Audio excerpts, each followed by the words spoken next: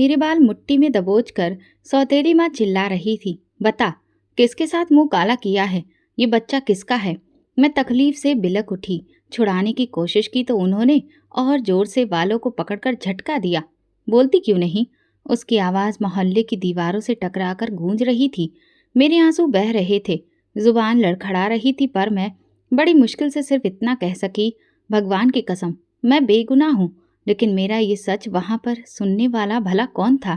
वजह यह थी कि मेरी शारीरिक कमजोरी और भूख की हालत में स्कूल में बेहोश होने के बाद जब होश आया तो प्रिंसिपल के बेटे के कमरे में पाई गई। बस इतनी सी बात थी, मगर मोहल्ले वालों ने इसका बतंगड़ बना दिया। किसी ने ये जानने की कोशिश ही नहीं की कि मैं वहां कैसे पहुंची, क्या हुआ क्या नहीं। बस एक इल्जाम लगा दिया, ये लड़की इज्जत गवा बैठी है। सौतेली माँ को वैसे भी मुझसे जान छुड़ानी थी। मेरा बाप मर चुका था, अब मैं उसके लिए बोझ बन गई थी। इस हादसे ने उसके लिए एक बहाना दे दिया था। अब वो मुझे मारने, ताने देने और घर में बेइज्जत करने का कोई मौका नहीं छोड़ती थी। मेरे सिर पर यह कौन सा कलंक लगा दिया तूने? वो दहाड़ती हुई मेरे गालों पर थप्पड़ पे थप्पड़ जड़े जा रही थी। हमें तो पूरे मोहल्ले में मुंह दिखाने के काबिल नहीं छोड़ा। पड़ोसियों की औरतें दीवार के पास से झांक रही थी, कोई आंखों में नफरत लिए तो कोई बेचारगी के भाव लिए। मेरा दिल चाह रहा था कि मैं इस जमीन में समा जाऊं।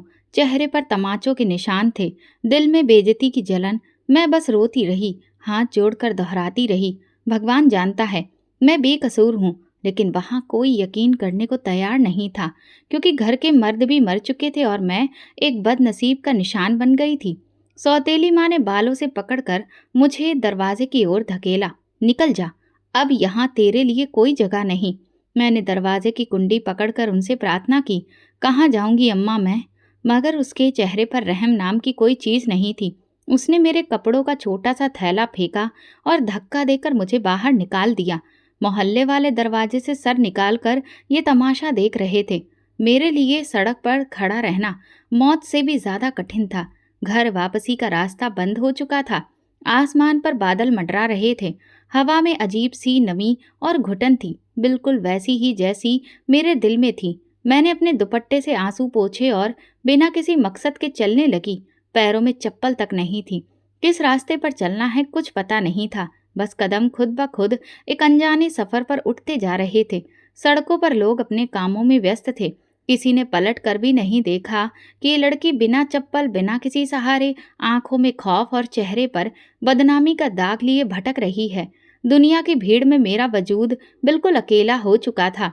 दिमाग में बार बार वो मंजर घूम रहा था। क्लास के बाद कैंटीन बंद थी। पेट में भूख की आग लगी थी। किसी से मांगने की हिम्मत ना हुई। कुछ देर बैठने की जगह तलाशते तलाशते चक्कर आया और आंखों के आगे अंधेरा छा गया। होश आया तो प्रिंसिपल के बेटे के कमरे में थी। वो परेशान खड़ा था, पानी के छींटे मार रहा था। उसने कुछ नहीं किया था, बस मुझे होश में लाने की कोशिश की थी। मगर किसी को इस सच्चाई से कोई मतलब नहीं था। सिर्फ एक बात अहम थी, लड़की किसी गैर मर्द के कमरे में बेहोश मिली है। बस इतना काफी था मेरी इज्जत को मिट्टी में मिलाने के लिए। अब मैं सड़क पर थी, ना घर था ना कोई अपना जो गले लगाकर पूछे कि क्या हुआ। भूख और जहन की जद्दोजहद ने शरीर को जकड़ लिया था। हाथ खाली थे, पेट खाली था, दिल खौफ से भरा था। बारिश की बूंदें मेरे कपड़ों से टपक रही थी और हर गुजरती गाड़ी मुझे ऐसे देख रही थी जैसे कि मैं कोई तमाशा हूँ। एक पल को दिल चाहा कि यहीं सड़क पर लेटकर दम तोड़ दूं, मगर फिर माँ की सिखाई बात याद आ गई। हार मानना कमजोरों का काम है। मैंने अपने फटे पुराने कपड़ों को ठीक किया और संभल कर चलना शुरू किया। न कोई जानने वाला था, न कोई रिश्तेदार जिसके दरवाजे पर जाकर दस्तक देती। हर रास्ता बंद था, हर तरफ अजनबी चेहरे थे। थोड़ी दूर चलकर मैं एक मैदान के किनारे पहुंची, जहां झुग्गियों का डेरा लगा था। भूख और थकान से चूर होकर मैं एक खाली जगह देखकर बैठ गई।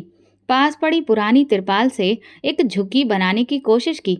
ठंडी जमीन ने शरीर की हड्डियों तक में सिहरन भर दी थी। हाथ कांप रहे थे, मगर आंखों में आंसू नहीं थे। शायद रोना भी अब नसीब में नहीं रहा था। पहली रात आंखें बंद कर भगवान का नाम लेकर लेट गई। नींद कहाँ आती। हर गुजरती आहट पर दिल धक धक करता रहा। किसी कदमों की आहट सुनती तो दिल डूबने लगता। खौफ, भूख और अकेलेपन ने शरीर को बेजान कर दिया था। कभी सोचती काश उस दिन मर जाती जब सौतेली माँ ने दरवाजे से धक्का देकर निकाला था। मगर फिर कोई अंदर से कहता, नहीं, अभी नहीं, अभी तो बहुत कुछ सहना है। बाहर लगातार बारिश हो रही थी, जैसे आसमान भी मेरे हाल पर रो रहा हो। मैं कांपते हाथों से तिरपाल के टुकड़ों को जोड़ने की कोशिश कर रही थी। किसी झुग्गी के कोने से एक रस्सी निकाली और जैसे तैसे करके उन्हें बांधकर एक छोटा सा साया बनाया। ये मेरा घर था, यही मेरा ठिकाना था, मेरी पनाह का एक सहारा। थकान इतनी कि जमीन पर बैठते ही शरीर ने साथ छोड़ दिया। बारिश की बूंदें मेरे ऊपर पड़ रही थीं, लेकिन मैं खुद को छुपाने की कोई कोशिश नहीं कर रही थी। शायद अब शरीर के साथ साथ आत्मा भी थक चुकी थी। रात ढलने लगी, मेरे अंदर एक अनजाना खौफ जागने लगा। इन झुग्गियों के बीच रात के अंधेरे में कभी कुछ भटकते साए दिखते, तो कभी लगते कि कुछ है ही नहीं। कभी किसी के रोने की आवाज़ आती, तो कभी किसी के गुस्से की। हर आवाज़ मेरे दिल पर हथौड़े बरसा रही थी। कभी कोई नशे में धुत शख्स पास से गुजरता, तो कभी कोई कुत्ता भौंकने लगता। मैं खुद में ही सिमट कर छुप जाती। मैंने अपना चेहरा दुपट्टे में लपेट लिया और आंखें बंद कर लीं। दिल ही दिल में भगवान से प्रार्थना करती रही कि बस ये रात किसी तरह से गुजर जाए। रात बहुत लंबी थी। हर लम्हा, हर घंटे जितना भारी था। सर्दी, भूख और डर सब मिलकर मेरी हिम्मत तोड़ने की कोशिश कर रहे थे। मगर मैंने खुद से एक खामोश वादा कर लिया था, चाहे जो हो जाए, मैं हार नहीं मानूंगी। सुबह हुई तो सूरज निकल आया, मगर मेरे शरीर में हिलने की भी ताकत नहीं थी। किसी तरह उठकर मैदान के किनारे पर बैठ गई। झुग्गियों वाले लोग अपनी दुनिया में मगन थे, कोई इधर देखता भी नहीं था।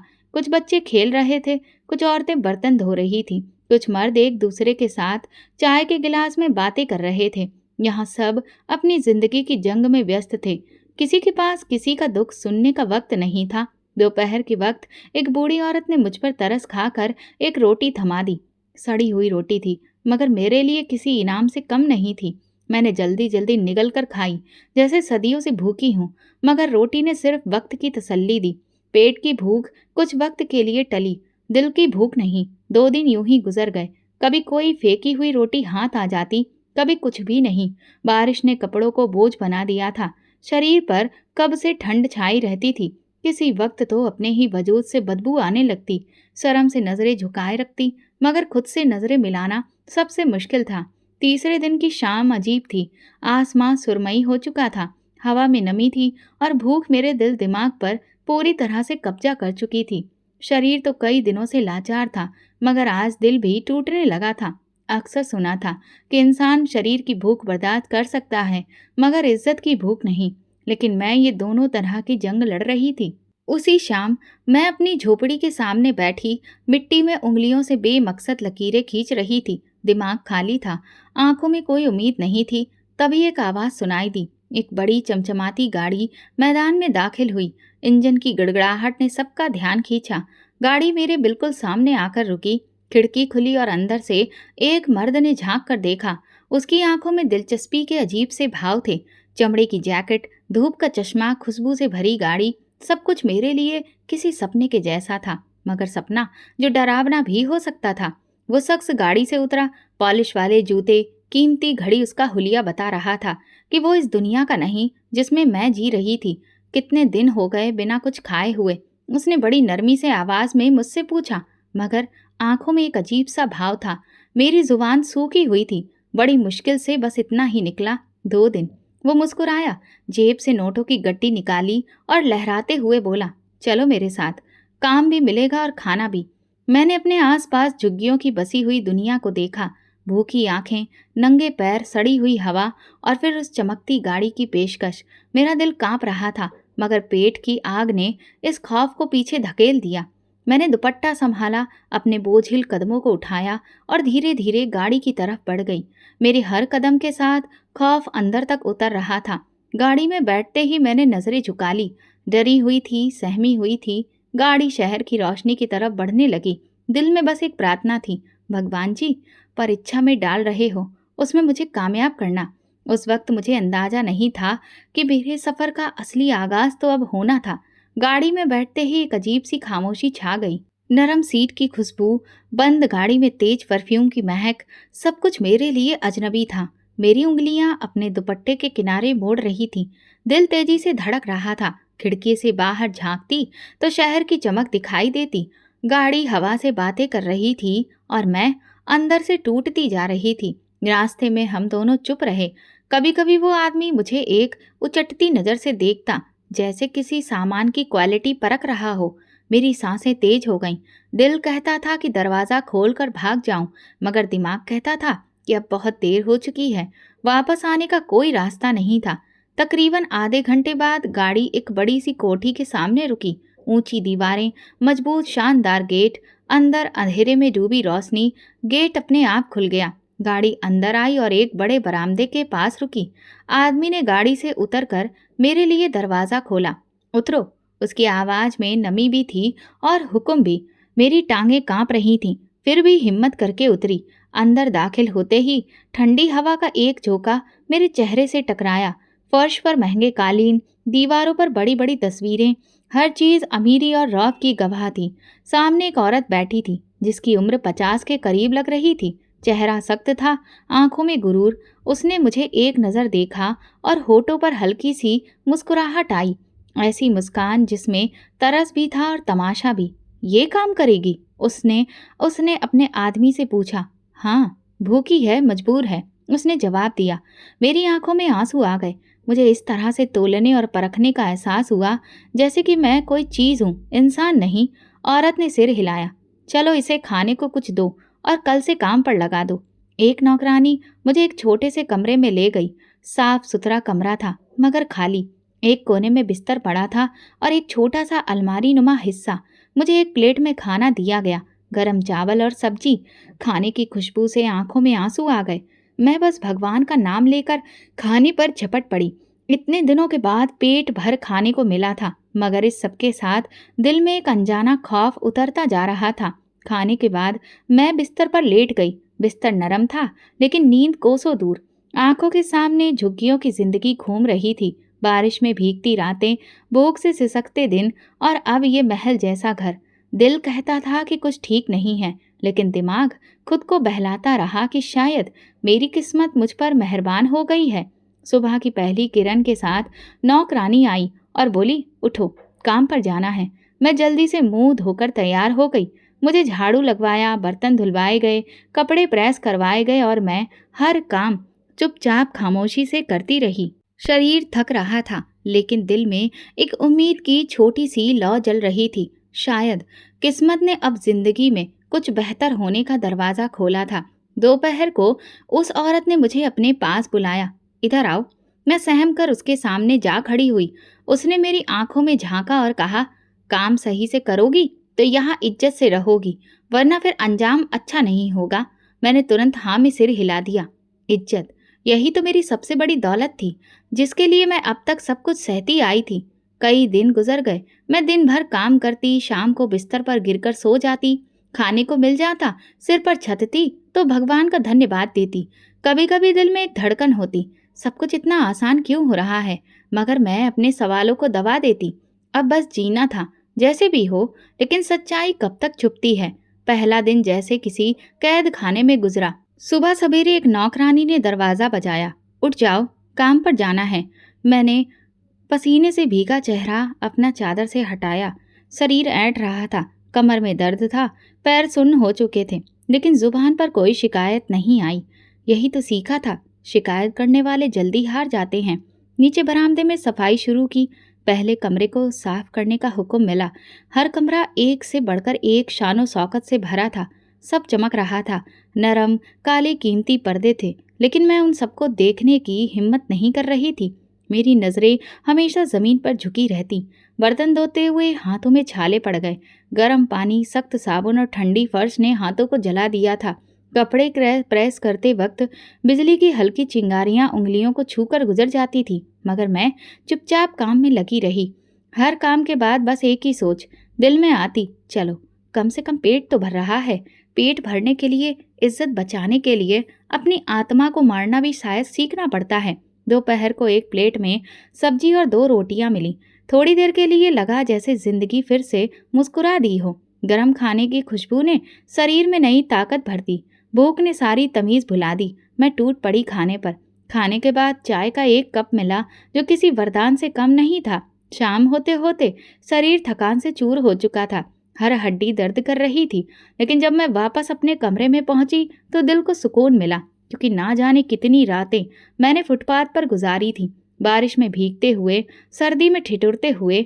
आज मुझे एक छत नसीब हुई थी। रात को बिस्तर पर लेटी तो बदन टूट रहा था, दिल में अजीब सा सुकून था। शायद किस्मत ने एक और मौका दिया था। मैं हर काम कर रही थी और बार बार भगवान से प्रार्थना कर रही थी कि अब और कोई मेरी परीक्षा ना ले। लेकिन कई बार वो बूढ़ी औरत मुझे अपने सामने बुला लेती। उसकी नज़र अब भी अजीब सी थी, जैसे मुझ में कुछ तलाश रही हो। कभी कभी वो बेवजह मुस्कुरा देती, जिससे मैं और घबरा जाती, लेकिन मैं खुद को समझा लेती। शायद ये सिर्फ मेरा भ्रम है, क्योंकि अब मैं अपनी सोच पर शक करने लगी थी। कुछ चीजें जानबूझकर नजरअंदाज करनी पड़ती हैं, ताकि दिल को धोखा दिया जा सके। एक दिन सफाई करते हुए मेरे हाथों से एक महंगी शीशी गिरकर टूट गई। दिल दहल गया। सोचा अब डांट पड़ेगी, शायद मार भी पड़े। लेकिन औरत ने सिर्फ एक नज़र डाली और हंसकर बोली, पहली गलती माफ होती है, लेकिन अगली बार सतर्क रहना। उसकी मुस्कुराहट में छुपी धमकी ने मेरे वजूद को हिला दिया। मुझे समझ आ गया था ये जगह सुरक्षित नहीं है, बस वक्त का सहारा है। हर पल यहाँ सिर झुकाकर रहना है। रात को जब बिस्तर पर लेटती तो खुद से सवाल करती, क्या ये जिंदगी है? सुबह से रात तक दूसरों का हुक्म बजाना, बिना आवाज निकाले जीना। लेकिन फिर ख्याल आता, जिंदगी है तो सवाल है, और जिंदगी बचानी है तो इन सवालों को दबाना पड़ेगा। इज्जत बचाने के लिए उम्मीद के कोने पर खड़े होकर जीना पड़ेगा। फिर हफ्ता गुजर गया। मेरी उंगलियों पर गहरे निशान पड़ चुके थे, कमर झुकने लगी थी, लेकिन दिल का गुरूर अभी भी जिंदा था। अभी तक किसी ने मुझ पर हाथ नहीं उठाया था, कोई भी नीच हरकत करने की कोशिश नहीं की थी। यही मेरे लिए राहत थी। कभी कभी रात के सन्नाटे में सपने आते, माँ का चेहरा, सौतेली माँ की गालियाँ, वो धक्के, वो झुग्गियों की ठंडी रातें। फिर मैं उठकर रोती और भगवान से कहती, मैं बेगुनाह हूँ, मैंने कोई गुनाह नहीं किया, बस जिंदा रहने की कोशिश की है। अब मैंने तय कर लिया था, जैसे भी हो किसी के आगे हाथ नहीं फैलाऊंगी। न शिकायत न सवाल, बस खामोशी से वक्त का पहिया घुमाना है। शायद एक दिन किस्मत मेरा हाथ थाम ले और मैं इन सब अंधेरों से निकलकर किसी रोशनी सुबह का चेहरा देख सकूं।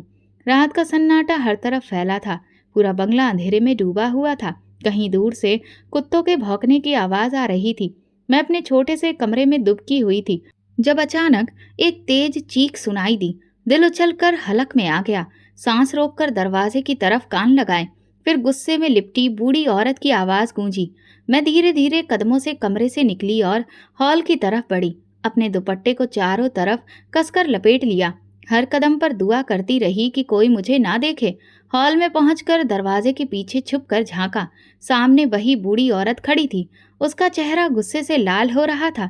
उसके सामने एक नौजवान सिर झुकाए खड़ा था, शायद वही आदमी जो मुझे यहाँ लाया था। कब तक बाहर की लड़कियां लाकर ये गुनाह करते रहोगे? कब अकल आएगी तुम्हें? बूढ़ी औरत की आवाज गरज रही थी। नौजवान ने सिर झुका लिया था। बस इस बार माफ कर दीजिए। मैं अपने रूम में खड़ी हो गई। दिल तेजी से धड़कने लगा। अब सारी तस्वीर साफ हो गई थी।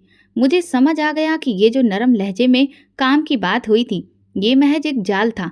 मेरी भूख, मेरी बेबसी का फायदा उठाने का मंसूबा बनाया गया था। ये बंगला, ये अच्छा खाना, ये सब एक कीमत के साथ था। एक ऐसी कीमत जो मैं कभी चुकाना नहीं चाहती थी। मेरे शरीर में कंपन पैदा हो गया। कदम वापस खींचने लगी, लेकिन डर से मेरे पैर सुन्न हो चुके थे। मुश्किल से मैं अपने कमरे तक पहुंची। दरवाज़ा बंद किया और अंदर से कुंडी चढ़ा ली। दीवार के साथ टेक लगाकर मैं ज़मीन पर बैठ गई। दुपट्टे में मुंह छुपाकर फूट फूट कर रोने लगी। सारी रात कमरे के अंधेरे में जागती रही। हे भगवान, ये सब क्या है? मैं भगवान को पुकारती रही और खुद को खोजती रही। दिल में एक ही सवाल पूछता रहा, मेरे साथ बार बार ऐसा क्यों होता है? लेकिन जवाब खामोश था, सिर्फ सन्नाटा। रात की ठंडी हवाएं खिड़की के कोने से अंदर आ रही थी, जो मेरे शरीर पर पड़ रही थी। लेकिन खौफ नहीं, बस सीने में तहलका मचा रही थी।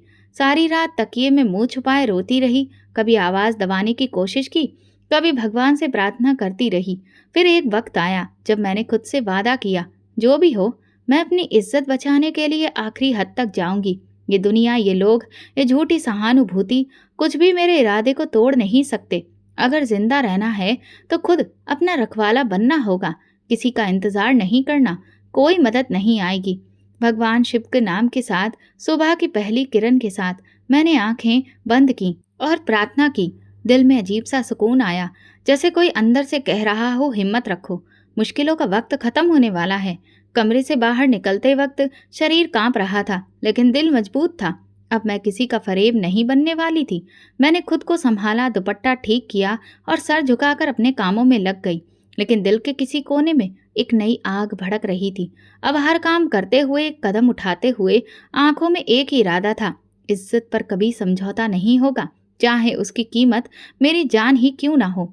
उसी दिन जब बूढ़ी औरत ने मुझे देखा तो उसकी आंखों में कुछ बदलाव था, जैसे वो मेरी खामोश बगावत को महसूस कर रही हो। लेकिन मैंने नजरें झुका ली और काम जारी रखा, कोई कमजोरी जाहिर नहीं होने दी। खामोशी से अपने हिस्से का काम किया और दोबारा कमरे में आकर दरवाजा बंद कर लिया। अब मैं हर रात सोने से पहले ये प्रार्थना करती, भगवान मुझे अपने रास्ते पर कायम रखना, मेरी इज्जत की सुरक्षा करना। और हर सुबह एक नए इरादे के साथ उठती। जिंदगी एक जंग थी और मैं इस जंग की सिपाही बन चुकी थी। अब मैं अपनी जंग खुद लड़ने वाली थी, अपने उसूलों पर, भगवान की मदद से। चाहे रातें कितनी ही कठिन हो, मैं पीछे हटने वाली नहीं थी। सुबह की हल्की रोशनी अभी पूरी तरह से फैली नहीं थी। सारा बंगला खामोश था, सिर्फ कहीं कहीं बर्तनों की धीमी आवाज सुनाई दे रही थी। दिल की धड़कन तेज थी, पसीने से भीगी हथेलियां कांप रही थीं। मैंने कमरे के दरवाजे की कुंडी धीरे से खोली ताकि कोई आवाज ना हो, इसलिए पूरी ताकत लगाकर उसे हल्की सी हरकत दी। दुपट्टे को अच्छे से लपेटा और धीरे धीरे कदम बढ़ाए। हर कदम के साथ डर बढ़ रहा था, जरा सी आहट पर दिल दहल जाता, लेकिन अब रुकने का सवाल ही पैदा नहीं होता। मैं चोरों की तरह अपना रास्ता पकड़कर धीरे धीरे दरवाजे की तरफ बढ़ी। खुशकिस्मती से दरवाजा थोड़ा सा खुला हुआ था, बस एक जोरदार धड़कन दिल में महसूस हुई और मैं दौड़ पड़ी। नंगे पैर कच्ची सड़क पर दौड़ना आसान नहीं था। पथरीले रास्ते, छोटे छोटे कंकड़ मेरे पैरों में चुभ रहे थे, लेकिन दर्द का एहसास तक नहीं हो रहा था। मेरे मन में सिर्फ एक ही बात थी, इस डर से निकलना है, जितना दूर हो सके। पीछे से कुछ चीखने चिल्लाने की आवाजें आने लगीं। मैंने एक बार भी मुड़कर नहीं देखा। अगर पलटकर देखती तो शायद मेरी हिम्मत जवाब दे देती। शहर की गलियां एक भूल भुलैया की तरह थीं, कभी दाएं कभी बाएं। मैं अंधेरी गलियों में छिपती सांस रोककर आगे बढ़ती रही। कुछ लोग मुझे हैरत से देख रहे थे। मेरे फटे पुराने कपड़े, नंगे पैर और सहमी हुई आंखें सब कुछ कह रही थीं। लेकिन शहर के लोग व्यस्त थे, यहाँ किसी को किसी का दर्द महसूस करने की फुर्सत कहाँ। मैं दौड़ती रही जब तक सांसें बिल्कुल नहीं टूट गईं। जब एक एक कदम उठाना मेरे लिए मुश्किल हो गया, तब एक सुनसान सड़क के किनारे जमीन पर बैठकर घुटनों को गोद में छुपाकर सिर झुका लिया। सांसें तेज चल रही थीं, शरीर से पसीना बह रहा था, पैरों के तलवे छिल चुके थे, खून बह रहा था, लेकिन दिल में एक अजीब सा सुकून था। मैं बच गई थी, अपनी इज्जत, अपनी आत्मा को बचाकर निकली थी। ये एक छोटी सी जीत ही थी, लेकिन मेरे लिए एक बहुत बड़ी थी। मैंने दुपट्टे के कोने से अपने आंसू पोंछे, फिर खुद को संभालने की कोशिश की। अब मेरे पास कुछ नहीं था, न सिर पर छत, न नसीब में पैसा, न शरीर में ताकत, मगर एक चीज थी जो मैंने किसी कीमत पर नहीं गंवाई थी, मेरी इज्जत। ये ख्याल मेरे अंदर किसी नई हिम्मत की किरण ले आया। सड़क सुनसान थी, शांति धीरे धीरे तेज होती जा रही थी। कहीं दूर एक फुटपाथ पर बच्चे खेल रहे थे, कहीं कोई सब्जी वाला अपनी रेहड़ी लगाने में व्यस्त था। जिंदगी अपनी रफ्तार से चल रही थी, जैसे मेरे साथ कुछ हुआ ही ना हो। थोड़ी देर बाद मैंने आसपास का जायजा लिया। मैं शहर के किसी पुराने इलाके में थी, जहाँ हर दीवार खस्ता हाल थी, हर गली में धूल उड़ रही थी, मगर कम से कम यहाँ कोई मुझे जानता नहीं था, कोई कुछ पूछने वाला नहीं था। मैंने दिल में फैसला किया कि अब किसी के झांसे में नहीं आऊंगी, चाहे जितना भी भूखी रहूं, सड़कों पर पड़ी रहूंगी, लेकिन अपनी इज्जत को कभी किसी भूख या ज़रूरत के आगे कुर्बान नहीं करूंगी। अब और चलने की हिम्मत नहीं थी, मगर रुकना भी मौत के बराबर लग रहा था। मैंने बड़ी मुश्किल से अपने पैरों को घसीटते हुए एक तरफ बढ़ने की कोशिश की। हर कदम के साथ दर्द की लहर उठ रही थी, लेकिन मैंने बर्दाश्त कर लिया। मेरे जख्म अब मेरी गवाही थे, मेरे सफ़र की कहानी थे। कुछ ही घंटों में इसी हॉल में मैं इधर उधर घूमती रही, कभी किसी दीवार के साए में बैठ जाती, कभी किसी दुकान के सामने खड़ी होकर अपने वजूद को छुपाने की कोशिश करती। किसी ने मुझ पर ध्यान नहीं दिया और शायद यही ठीक था। शाम ढलने लगी थी, हवा में खनक आ गई थी, मेरे पेट में चूहे दौड़ रहे थे। 2 दिन हो गए थे बिना कुछ खाए। शरीर कांप रहा था लेकिन इरादा मजबूत था। अभी भी दुपट्टे को अच्छे से लपेटे, आंखों में आंसू छुपाए, मैं खुद के मन को बार बार समझा रही थी, जो भी हो अब किसी पर भरोसा नहीं करना, अपनी जंग खुद लड़नी है। दुनिया कितनी भी जालिम क्यों ना हो, मैं खुद को हारने नहीं दूंगी। ये सोचते हुए मैं फिर एक अनजान रास्ते पर चल पड़ी, तकदीर के किसी नए मोड़ की तलाश में, जहाँ शायद कोई छोटा सा शहर, कोई नई जिंदगी मेरा इंतजार कर रही हो। कई दिन गुजर गए, धूप में झुलसती, बारिश में भीगती, मैं कभी किसी पेड़ के साए में, कभी किसी फुटपाथ के किनारे सिमट कर सोती रही। भूख मेरी हड्डियों तक उतर चुकी थी। पानी के लिए भी नालों पर लाइन लगती, कभी किसी होटल के बचे हुए पानी के गिलास पर टूट पड़ती। जिंदगी अब बस सांस लेने का ही नाम रह गई थी। हर सुबह आंख खोलती तो आसपास तेज चलती जिंदगी को देखती। लोग अपने काम में व्यस्त, किसी को मेरी हालत से कोई मतलब नहीं था। दुनिया की भीड़ में मेरा कोई नाम, कोई पहचान नहीं थी। मैं बस एक साया थी जो जमीन पर रेंग रहा था। एक दिन सूरज सिर पर दहक रहा था, पेट में मरोड़ उठ रही थी, कमजोरी से आंखों के सामने धुंध छा रही थी। मैं सुनसान गली के किनारे दीवार से टेक लगाकर बैठ गई। तभी एक आवाज सुनाई दी, बेटी, धीमी, नरम और मोहब्बत भरी। मैंने सर उठाकर देखा, एक उम्रदराज औरत मेरे सामने खड़ी थी। चेहरे पर माँ जैसा प्यार था, आंखों में दर्द की नमी थी। कहाँ की हो तुम? कहाँ जाना है? उन्होंने धीरे से पूछा। मेरी आंखों में आंसू तैरने लगे, होंठ कांप रहे थे, लेकिन मैंने मुश्किल से हिम्मत करके अपनी कहानी सुनानी शुरू की। हर दुख, हर जख्म, हर बेबसी को शब्दों में पिरोकर सुनाया। वो सुनती रही, बिना किसी सवाल या हैरानी के, जैसे मेरी हर टूटन और हर ख्वाब को समझ रही हूँ। जब मैं खामोश हुई तो उन्होंने नरमी से मेरा हाथ थामा और कहा, चलो मेरे साथ। उनका लहजा किसी सहारे की तरह था। मेरे कदम अपने आप उठने लगे। वो मुझे अपने साथ एक छोटे से मोहल्ले में ले गई। गलियां तंग थीं, मकान छोटे छोटे, लेकिन उनमें जिंदगी बसती थी। उनका घर भी छोटा सा था, छोटा सा आंगन, 2 कमरों का मकान और एक छोटा सा किचन। उन्होंने मुझे एक कमरे में ले जाकर कहा, ये कमरा तुम्हारा है, इज्जत से रहोगी, बेटी की तरह। मेरी आंखों से आंसू बहने लगे। कितने दिनों, कितने महीनों बाद किसी ने मुझे इंसान समझा था। मुझे लगा जैसे भगवान ने मेरी सिसकती प्रार्थनाओं को आखिरकार सुन लिया हो। 2 वक्त का खाना मिला, कपड़े मिले, एक साफ बिस्तर मिला, लेकिन सबसे बढ़कर मुझे इज्जत मिली। ऐसी इज्जत जिसके लिए न जाने मैं कितनी रोते रोते रातें गुजार चुकी थी। वो औरत खुद भी एक मजदूर थी, धोबी का काम करती थी, लोगों के कपड़े धोती, प्रेस करती, दिन भर मेहनत करती, शाम को अपने 2 बच्चों के साथ घर आकर सादा सा खाना पकाती। उन्होंने मुझे भी अपने बच्चों जैसा ही समझा। मेरी तरफ कभी नफरत की नज़र से नहीं देखा, कभी ताना नहीं दिया। बस इतना कहा, जो हुआ वो नसीब में था, आगे का रास्ता तुम्हारे हाथ में है। मैंने पहली बार सुकून से सांस ली। पहली बार रात को सोते वक्त डर ने मेरा गला नहीं दबाया। पहली बार सपने में मौत नहीं, जिंदगी दिखाई दी। अब मैं हर दिन भगवान का शुक्र अदा करती हूँ। सारी मुसीबतें, सारे जख्म जैसे धुंधले हो गए हैं। नई उम्मीद का एक चिराग दिल में जलने लगा है। सोचती हूँ कि अब दोबारा अपनी जिंदगी को बिखरने नहीं दूंगी। अब जो सपना देखूंगी वो ख्वाब की दीवारों में कैद नहीं होंगे, बल्कि अपने कदमों पर खड़े होकर इज्जत और मेहनत से आगे बढ़ने वाले होंगे। जिंदगी ने मुझे कई बार तोड़ा था, लेकिन इस औरत का प्यार भरा लहजा मुझे बताता था कि हर टूटी चीज दोबारा जोड़ी जा सकती है, हर जख्म भरा जा सकता है। बस हार नहीं माननी चाहिए। और मैंने फैसला कर लिया, अब मैं कभी हार नहीं मानूंगी। जिंदगी ने अब एक नया मोड़ ले लिया था। मेरे दिल में हर सुबह एक नया मकसद होता। उस औरत के शब्द मेरे अंदर कहीं गूंजते रहते, बेटी, किसी पर बोझ मत बनो, खुद कमाओ, खुद का खाओ। ये बात मेरे लिए एक बहुत बड़ी सीख से बढ़कर एक मिशन बन गई थी। मैंने फैसला कर लिया था कि अब अपने लिए जीने का वक्त आ गया है। मोहल्ले में एक छोटा सा स्कूल था, वहाँ ज्यादातर गरीब बच्चों को पढ़ाया जाता था। एक दिन हिम्मत करके मैं वहाँ गई, कायदे से स्कूल के टीचर के सामने बैठकर अपनी बात रखी। अगर आपको किसी टीचर की ज़रूरत हो तो मैं यहाँ काम कर सकती हूँ।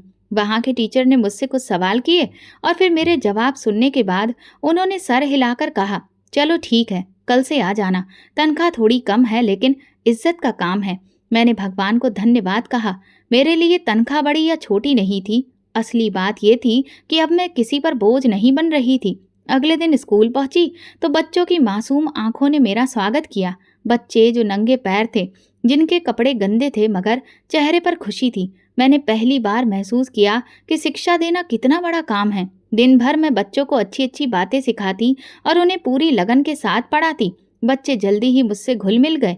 उनकी मासूम मुस्कान मेरे दिल की थकान उतार देती। तनख्वाह कम थी, महीने के आखिर में बस इतना मिलता था कि अपना छोटा मोटा खर्च निकाल सकूं, लेकिन ये इज्जत की कमाई थी। यह एहसास मेरे दिल को सुकून देता था। अब जब रात को बिस्तर पर जाती तो दिल हल्का होता। कोई एहसान, कोई बोझ, कोई कर्ज मेरे सिर पर नहीं था। हर रात सोने से पहले भगवान से प्रार्थना करती, भगवान, तुमने मुझे बेसहारा नहीं छोड़ा और मेरी इज्जत की सुरक्षा की। हमेशा ऐसा ही मेरा साथ देना जैसे अब तक देते आए हो। उस औरत के साथ रहते हुए मुझे ये भी सीखने को मिला कि जिंदगी में थोड़े पर सब्र करना कितना ज़रूरी है। उसका अपना गुजारा भी मुश्किल से होता था, मगर वो कभी शिकायत नहीं करती थी। हम दोनों दिन भर मेहनत करते, शाम को इकट्ठे बैठकर रोटी खाते और एक दूसरे के सुख दुख की बातें करते। धीरे धीरे मैं भी अपने खर्च खुद उठाने लगी। कभी कभी मैं मोहल्ले की औरतों के बच्चों को शाम को पढ़ाने जाती। कभी किसी शादी में मेहंदी लगाने का छोटा मोटा काम कर लेती। चाहे काम छोटा हो, मगर अपने बलबूते पर जीने का फक्र मुझे एक अजीब खुशी देता था। अब मैं बाजार जाती, जो किसी की नज़रें खुद पर ही मुझे महसूस नहीं करती थी। मैं खरीदारी करते वक्त अपने कमाए हुए पैसों की झनकार सुनकर खुश होती। छोटे छोटे सपने अब सच्चाई में बदलने लगे थे। एक नया दुपट्टा लेना या नई चप्पल, ये सब मेरे लिए किसी बहुत बड़े जश्न की तरह था। मोहल्ले की औरतें मुझे इज्जत की नज़र से देखने लगी थीं। वे जानती थीं कि मैंने खुददारी का रास्ता चुना है और ये इज्जत मेरी सबसे कीमती दौलत बन गई थी। कभी कभी रात को चांदनी में छत पर बैठकर आसमान की तरफ देखती और दिल में भगवान से बातें करती, तुम्हारा बहुत बहुत शुक्रिया जो तुमने मुझे संभाला। तुम नहीं संभालते तो मैं न जाने कहाँ भटक जाती, कैसे बिखर जाती। अब मेरा हर दिन एक मकसद के साथ शुरू होता था। हर दिन एक कदम आगे बढ़ाने की उम्मीद लेकर आता था। जिंदगी ने सिखाया था कि हाथ फैलाने से बेहतर है हाथ से मेहनत करना और इज्जत बचाने के लिए भूख, थकान, मेहनत सब कुछ अपनाना। अब एक नया सपना मेरे दिल में पलने लगा था, सिर्फ खुद के लिए नहीं, उन सब लड़कियों के लिए जो कभी हालात के थप्पड़ खाकर गिर जाती हैं। मैं सोचती थी कि एक दिन ऐसा आएगा जब मैं किसी और बेबस लड़की को अपने पैरों पर खड़ा होने का रास्ता दिखाऊंगी, और उसी सपने के साथ मैं हर दिन मेहनत करती, खामोशी से, यकीन से। जिंदगी किसी हद तक अपनी डगर पर चलने लगी थी। सुबह स्कूल, शाम को मोहल्ले के कुछ बच्चों को पढ़ाना और रात को भगवान को धन्यवाद देना, यही मेरा रोज का रूटीन बन चुका था। दिल में अब डर की जगह थोड़ा सा सुकून था। मेहनत की थकान मीठी लगती थी क्योंकि ये थकान मेरी आज़ादी की कीमत थी। हर दिन एक नया भरोसा देता था कि अगर नीयत साफ हो तो रास्ते खुद ब खुद निकल आते हैं। लेकिन शायद अतीत इतनी आसानी से पीछा छोड़ने को तैयार नहीं था। एक दोपहर जब स्कूल में मैं बच्चों को पढ़ा रही थी, दरवाजे पर एक आहट हुई। सर उठाकर देखा तो वही चेहरा सामने खड़ा था, वही आदमी जिसने मुझे झुग्गी के सामने से उठाया था, जिसकी गाड़ी में मैं खौफ और बेबसी से बैठी थी। मेरी सांसें रुकने सी लगी थी, हाथों से किताब गिरने ही वाली थी कि बड़ी मुश्किल से मैंने खुद को संभाला। दिल की धड़कन तेज हो गई, लगता था कि अभी सब सुन लेंगे। वो आदमी अंदर आया और फिर बड़ी ऊंची आवाज में स्कूल के प्रिंसिपल से कहा, यही है वो लड़की। मेरी आंखों के सामने अंधेरा सा छाने लगा, जमीन जैसे हिलने लगी। इतनी मेहनत से जो जिंदगी संभाली थी, एक पल में सब कुछ बिखरता दिखाई दिया। प्रिंसिपल ने एक तेज नज़र उस आदमी पर डाली और सख्त लहजे में बोले, ये लड़की अब हमारे पास अमानत है, ये इस स्कूल की इज्जत है और हम अपनी अमानत पर कोई आंच नहीं आने देंगे। उनका लहजा ऐसा था कि वो इंसान एक पल के लिए घबरा गया। उसके चेहरे पर हैरानी, गुस्सा और बेबसी एक साथ आ गए। उसने कुछ कहने की कोशिश की, लेकिन प्रिंसिपल सर ने सख्ती से हाथ उठाकर उसे चुप करवा दिया। जाओ यहाँ से, ये जगह तुम्हारे जैसे लोगों के लिए नहीं है, ये मंदिर के बराबर है, यहाँ ऐसी बातों की गुंजाइश नहीं। वह आदमी थोड़ी देर खड़ा रहा, फिर गुस्से से पैर पटकता हुआ बाहर चला गया। मैं वहीं बैठी कांपती रही, आंखों से आंसू निकलने लगे। बच्चे देख रहे थे, लेकिन मैंने जल्दी से अपनी आंखें पोंछी और खुद को संभाला। उस दिन मेरी समझ में एक बड़ी बात आ गई थी। दुनिया में बुरे लोग होते हैं, लेकिन भगवान ने कुछ अच्छे लोगों को भी भेजा है जो किसी लाचारी की ढाल बनते हैं।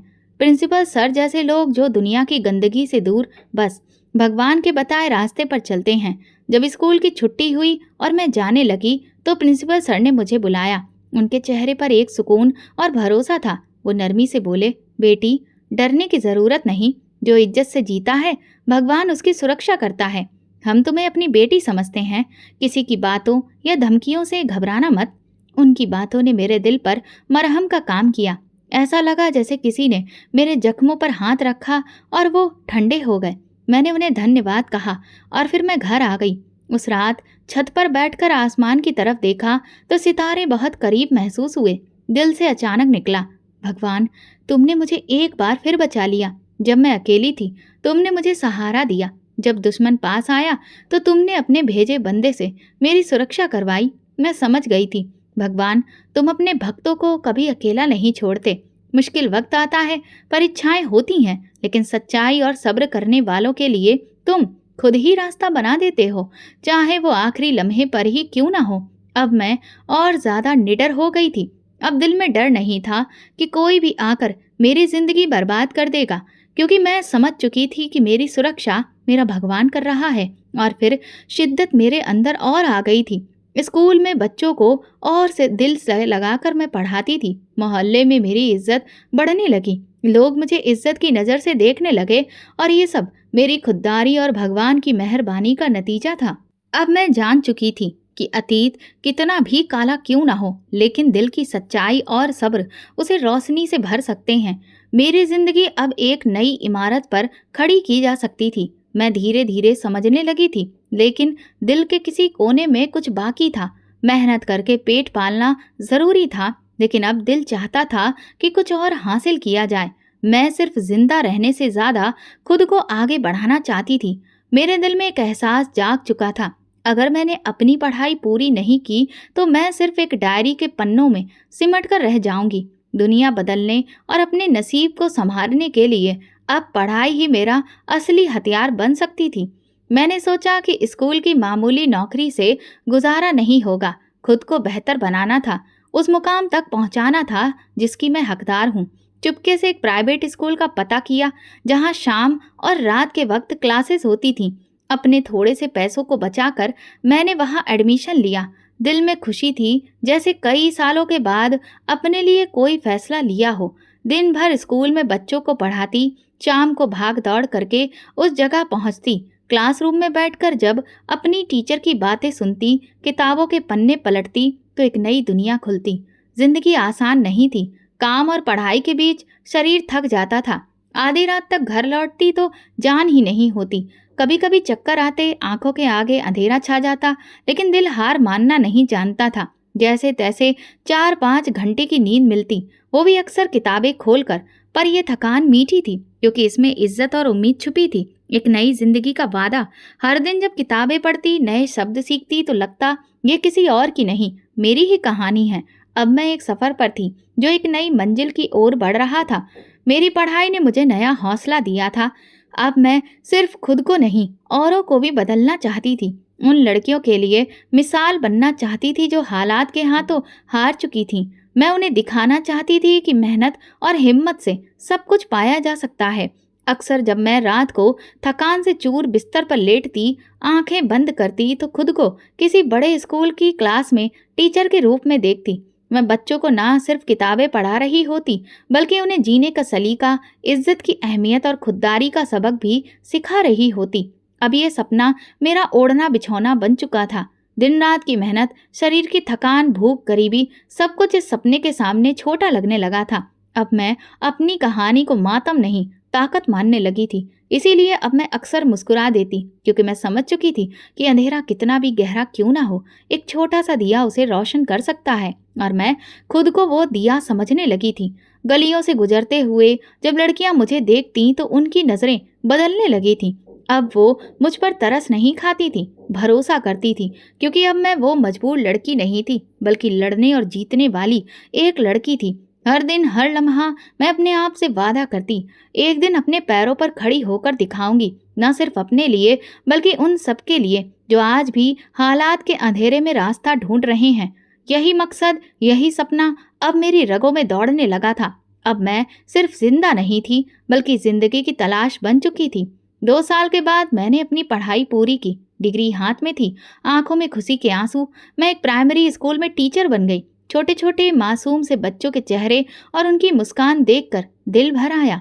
मेरे नसीब ने मुझ पर मेहरबानी की थी। अब मैं किसी पर बोझ नहीं थी, और ना ही अब मैं किसी की मेहरबानी पर जी रही थी। मैं अपनी मेहनत से अपने मुकाम पर खड़ी थी। वो कागज का टुकड़ा मेरे लिए सिर्फ डिग्री नहीं था, वो मेरी कुर्बानियों, प्रार्थनाओं और संघर्षों का जिंदा सबूत था। मैंने अपने आप से ये वादा पूरा कर लिया था। जिस बच्ची को कभी बेबसी में सड़कों पर रोते हुए ठोकर लगी थी, आज वो अपनी मेहनत से अपने पैरों पर खड़ी हो चुकी थी। डिग्री मिलने के बाद मैं सबसे पहले भगवान के दर्शन करने गई। उनके आगे सिर झुका लिया, क्योंकि मैं जानती थी अगर उन्होंने मेरा साथ ना दिया होता तो मैं इस मुकाम तक नहीं पहुंच पाती। ये कामयाबी सिर्फ मेरी नहीं थी, ये उन तमाम दर्दों, तन्हाइयों और रातों की जीत थी जिन्हें मैंने अकेले काटा था। कुछ दिनों के बाद एक छोटे से प्राइमरी स्कूल में मुझे जो नौकरी मिली थी, और फिर मैं अपनी ज़िंदगी की शुरुआत करने जब इस स्कूल के गेट से अंदर गई तो दिल में एक अजीब सी खुशी और भरोसे का एहसास था। स्कूल बहुत बड़ा नहीं था, लेकिन इमारत बहुत खूबसूरत थी। मेरे लिए वो एक सपने के पूरे होने जैसा था।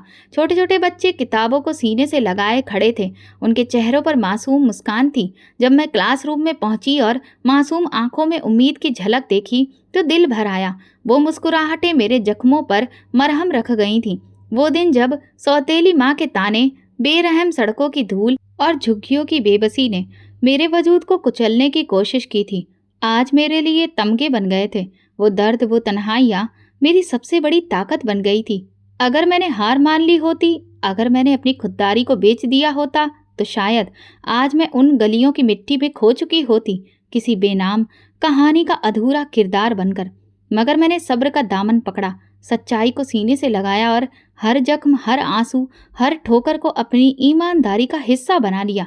दोस्तों, अगर आपको हमारी कहानी पसंद आई हो तो कमेंट करके ज़रूर बताइए। वीडियो को लाइक करें और ज़्यादा से ज़्यादा शेयर करें। अगर आप चैनल पर नए हैं तो सब्सक्राइब जरूर करें और नोटिफिकेशन बेल दबाएं, ताकि अगली अपडेट सबसे पहले आपको मिले। धन्यवाद।